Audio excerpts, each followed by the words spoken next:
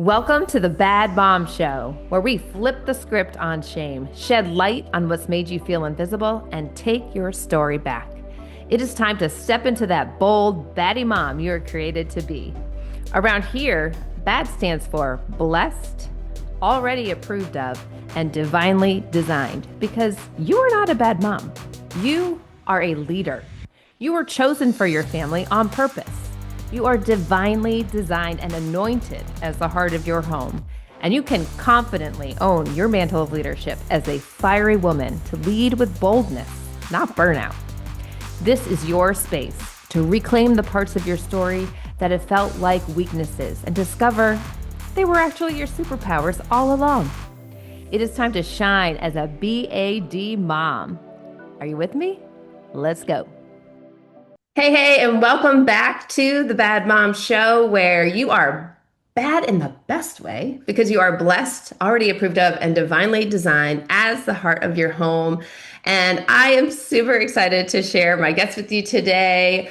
This is going to be a fun conversation. And if you like fashion, if you like style, tune in. And even if you don't, especially tune in, because this is not just about clothes. You're going to learn so much today.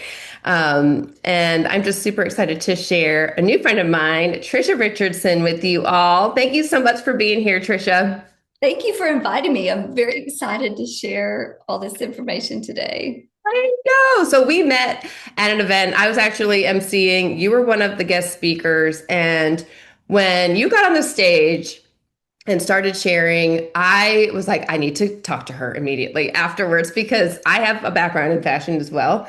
And the things that you were sharing, it was so similar to experiences that I would have in my boutique with women when they would come in looking for outfits, but also this transformational moment I would have with them in the dressing room.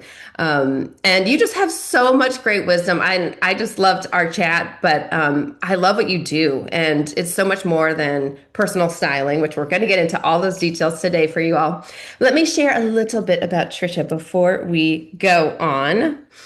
Okay. So you are the founder of Style and Modern Etiquette, where you help professionals strengthen their presence by defining their style and curating wardrobes that align with their goals and elevating their modern business etiquette skills, which I love. I didn't know that you were in retail for 15 years. You were Yes. managing. I love that. Yes. Yeah. It's a great experience. It's so fun. And what we really bonded on was how you really help women that are busy, they feel like they're lacking confidence and they don't know how to present themselves, and you really help them simplify it, not just through wardrobe strategy and etiquette consulting, but you really help them find their confidence so that they are ready for every opportunity to show up as the best version of themselves. And that's the part that I was like, yes, we need to talk. I need to share her with everybody. So I don't even know where to start, but maybe just give us a little bit about why that matters so much to you, and sort of how you came to find this. It's not just about the clothes at all. I remember being in retail, working with clients, and so many of the women would come in. They were frazzled, they had kids, they had their jobs, they were trying to plan for a conference or just showing up for a client, and their priorities for themselves, we tend to put us last. And so it would be 15 minutes before they had to be somewhere, and they would be scrambling to find something, and we would get them ready and get them out the door again. But I just kept thinking there are better ways to do this, to prioritize yourself but not take away from everything else. And I just kept thinking these women are successful, they're beautiful, but they're spread in so many different ways that they just couldn't focus on a foundational wardrobe that could make their life so much easier and de-stress themselves, and have a prepared wardrobe so that they just walk in and get their clothes and go, but they can also be present at those soccer games, they can be present at client meetings when all that was taken care of. And I started helping a few women do just that. And I just found that was where my love really was. To see women and men just have that availability to de-stress in the morning, sit and visit with their children as they walked out the door, and not running in their closet at the last minute, throwing something on and then changing and not being happy with the way they looked. And just, how you do, change outfits, throw it on the floor, and then you Yeah. come home to a messy closet and all that. Yes, this is so relatable. And I mean, how many of us despise our closet, right? You don't even want to go in it. It gives you stress before you even walk in because either it's cluttered, you don't like everything that's in there. Um, it's hard to find things. And so it's already become this stressful experience when, what you and were sharing at that event was just that your clothes are so much more than just what you put on for the day. It really is a reflection of you. And it's how you present yourself, but it's a reflection of you. So when you do put on something, even if it's your workout clothes, a simple outfit that reflects you, you do carry yourself differently throughout the day, right? You do. There's a whole psychology behind it in clothes cognition. And they talked about in the research, they found out that when they put on white jackets that resembled doctors' coats to people, people started performing kind of like doctors. And it, through a lot of research, it just shows when you dress, your energy changes, your productivity goes up. It's such a valuable tool.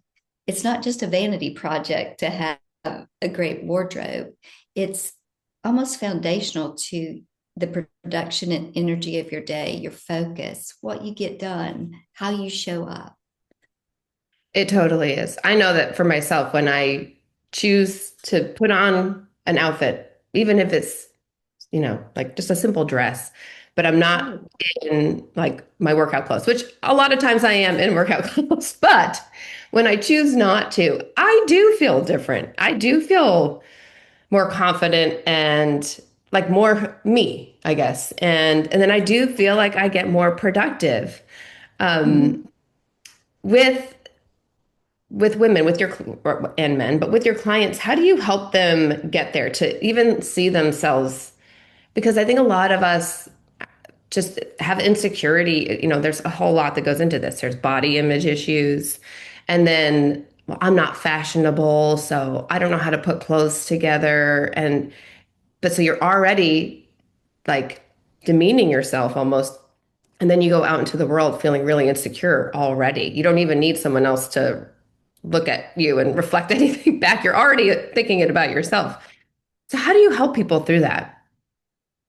My major goal is for them to feel their beauty, their gifts.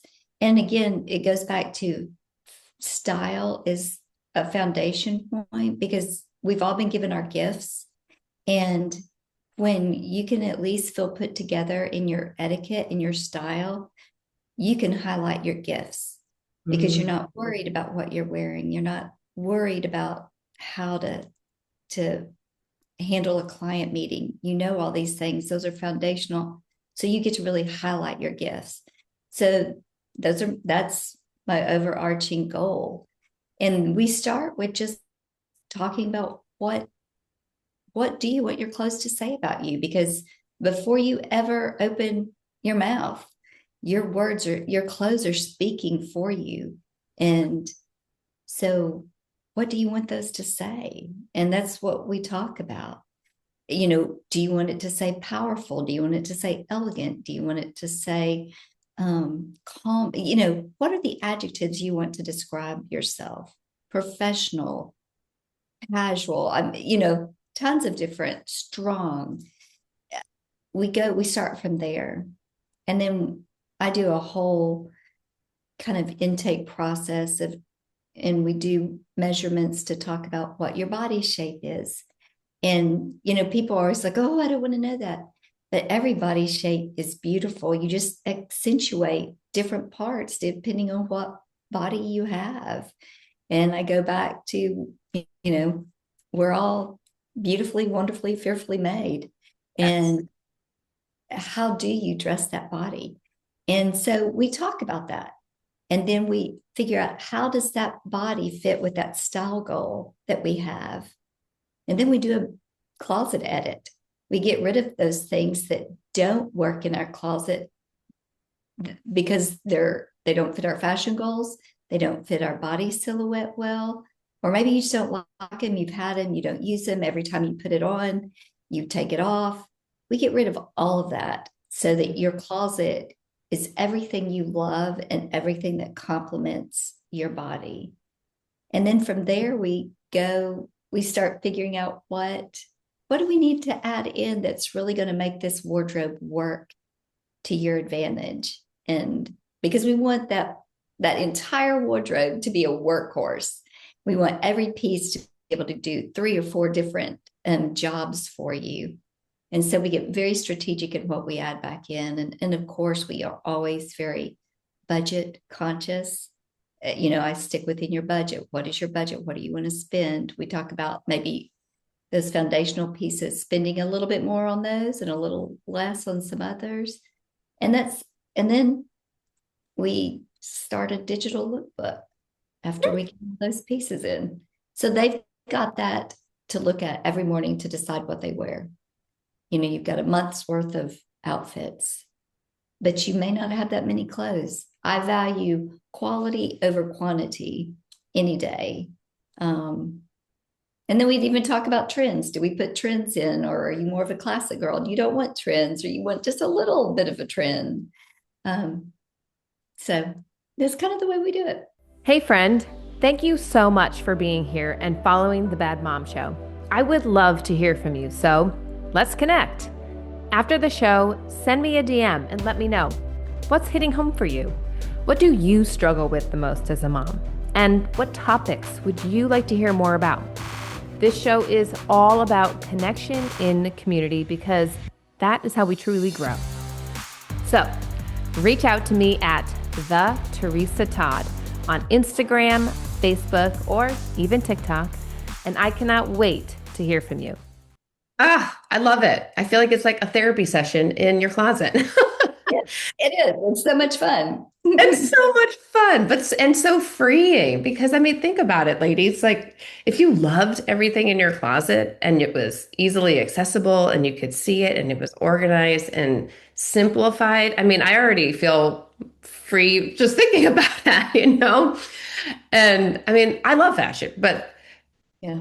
especially for the listeners that don't. I mean, it doesn't you don't require a lot of things, and especially with all the trends. I mean, everybody's an influencer now with this trend and that trend, and it's like, oh, there's too many trends going on, and you just want to give up, right? Right. And you really have to focus on what is best for you. They're Yes. selling a product, but is it always best for you? And Right. That's yeah, the part where I really feel like you speak to the heart of people's identity. And um, I'm sure in that experience with, measurements and things like that, like you said, like a lot of us are women are very body conscious yes, and like you said, don't want to know about their shape, but yeah, every shape is beautiful and your body is a gift. And one of the ways that you steward that gift well is dressing it in ways that accentuate its beauty, right? And it's not about, I don't know if do you get this, like people don't want to draw attention to themselves, or it's really not about other people. It's about how you feel when you walk into a room. exactly. And that's why I start off with saying, tell me what you want to say. What do you want to speak before you ever open your mouth? Because it's about you. It's aligning your identity and your style so that you feel the way you want to feel. It's not about everybody else. And that's why I always stress it's not a vanity project. This is a foundational project so that all these gifts that you have, you focus on those. And I joked, at the conference that I met you at, that you don't ask me to do your taxes. Don't ask me to do numbers. That is not my forte, but somebody it is.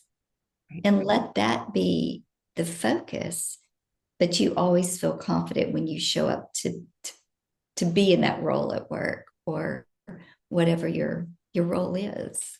Yes, it's so good. So, ladies, like think about what is the message that you want to convey when you what is the energy that you want to give off when you, even if it's just carpool line or if you're showing up at, Yes. a soccer game, or what is your energy communicating to people?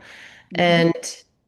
And what is it that makes us almost want to shrink back and not show up in confidence? Because everybody, like you said, everybody has gifts that God put inside of you to share. And I have daughters. I want them to. I see, they're young, so thank the Lord we're not quite in the teen years yet. But I already see, they're looking at what other girls are wearing, and they want to wear what they're wearing, and being able to communicate that to your own children, that your style is not just about putting on clothes, because you and I could put on the same outfit and it would Oh, look very different. yeah, because we're totally different people, and that's the beauty of it. Yes. Do you ever find like resistance from clients that still just feel like I can't do it or I don't know how to do this? I always am so humbled by somebody asking me to do this, whether we're doing it virtually or physically in their closet. It is such a intimate request to come in and style you or to be in your closet and to do those measurements and to go through your clothes. Um, I always am very thankful because it is a vulnerable place to be. Yes. And yes, we do, and we work through those. Sometimes it is very difficult to give away your clothes because you've got memories tied to them, and there's just a whole list of reasons. And a lot of people are even like, "What if I gain the weight, or gain the weight back?" And that's a very fearful place. So we work through that. Sometimes we just box up the clothes and we put it in a spare bedroom closet and say, let's keep them there for 3 months and see if we need them. Or if they're heirlooms or memories, we do box them up and put them away so that they have them. Special memories we don't want to give away. And so we kind of do baby steps in those situations. And then other people are like, they show up with the trash can before I even get there. They're like, it's in the closet, they're ready and they're raring to go. And those, we work through the process with both sides. But it is very, um, a very nice invitation, a trust. And I never want to lose that trust or make somebody feel less than Mm. in this process, because it is a very intimate process. I love that. It really is. And it is a vulnerable place to be. Um, your closet. Yeah. I mean, think about that. You don't really let a lot of people in your closet. Yeah. And it's where you, as women especially, it's where we hold a lot of emotional baggage sometimes. Yes. Yes. So, Completely. And that's what I loved in retail in my boutique was these moments with women who would come in looking for outfits and you could tell they weren't sure and they would say things even, we say it with our words. I don't know. I don't have good style. I don't know what to wear or I feel fat. Whatever it is that they're feeling, or maybe they just had a baby and they've got the baby weight, or they've gone through something really hard emotionally. And it's a vulnerable place to ask someone to help you dress your body. oh Um, yeah, and I loved those moments though when they would come out in something that they felt themselves in. And I mean, I'm not even kidding. I would see like their shoulders were back, their eyes were brighter. They would like have a little strut in their step. I mean, it was just such a great moment. And that was just one of my favorite things about the retail experience and having my boutique was those moments with people. And it was so personal. And you do really get to know intimate details about their lives. yeah. And it's just like you said, when they come out and they have their shoulders back or that smile on and they're looking in the mirror, there's nothing better when they realize their beauty. Yes. And it is, I love it. That's the best part. Yes. And it is hard. I get it with, you know, the way that things are today with technology and phones and social media and all the things. But truly think about your body is this beautiful gift from God, and you deserve to walk out strutting your stuff, feeling confident in whatever you're wearing, just like anybody else. Yeah. But it starts with, like you said, that foundation of what do I want to communicate? What's the energy that I want to carry today, embodying today, and how can your clothes reflect that? Because truly, it is the first thing people see when they meet you. And I know with the trends, they change like every 5 seconds. What are some tips you give people with that? Because I even get stuck in this. Like I found that I am kind of a basics person. My closet is a lot of like just basics. Like I have a lot of, I'm a white tea girl. Like I love solids, I just, Yeah. but then I love the trendy stuff too. And I wonder if you could share a couple of tips, even with summertime, little ways that people can include those, but not feel like the trend's going to change tomorrow. And I just spent, $100 on this silly thing, bracelet or whatever it is. On trends, that is something I kind of look at, like what the person's style is. But across the board, whether you're more of a bohemian style or a classic style, a scarf works. A little neck scarf or a scarf tied on your purse. That is an easy trend that's really it's bebopping along through several seasons now. And a scarf is also, it's classic. Very classic. Even I resisted the little purse bangles, the little baubles everybody's adding to their purses for a while. And then I saw recently Dior came out with some gorgeous ones, and I happened to find some really similar ones. And I was like, okay, I'll try this. And I think, one or two trends, pick out some that you see that you like. Don't try to embrace them all. Keep your style and think, out of all these trends, what goes with my bohemian style? What goes with my romantic style? My dramatic, whatever your style is, think which one kind of fits in, and just do a little pop, but don't invest money in those. Those are great places to go, to Amazon or, Zara, something where you're not going to invest a ton of money in. Yeah, find the duplicates. There's so many good duplicates now. We were talking about the glasses. I'm like, if you guys are watching the video, she has the best readers. And I was like, oh my gosh, I want those. Yes. I love the big glasses. So. Big glasses are so cool right now. When you find the link to that, I was asking her for a pair where it doesn't have like a prescription or something in it. I'm like, I just want to wear like a clear lens one. And we're going to find that. We're going to find that link. If we find it, I'll put it in the show notes. I can't remember the name of this glasses because I have a ton of them in my bathroom. So but that's a really fun way to like just own a trend. yes, and you don't have to spend a lot of money on it. Mm-hmm. And accessories, yes, I think that's a great way. You even showed me a great handbag. It was so beautiful, like a really classic style, classic color. It was woven and it was a dupe, but hey, that thing, I don't think that thing's going to go out of style anytime soon. Yeah, very classic. Yeah.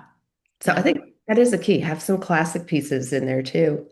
Hey friends, well, I hope you are enjoying this interview as much as I am. Your personal style is so much more than your clothes. I want to invite you to come back next week for part 2 of this interview with Trisha Richardson, where we're going to dive into the art of etiquette and why it matters so much more than just in business or networking. This is something that applies to everyday life as people in relationship.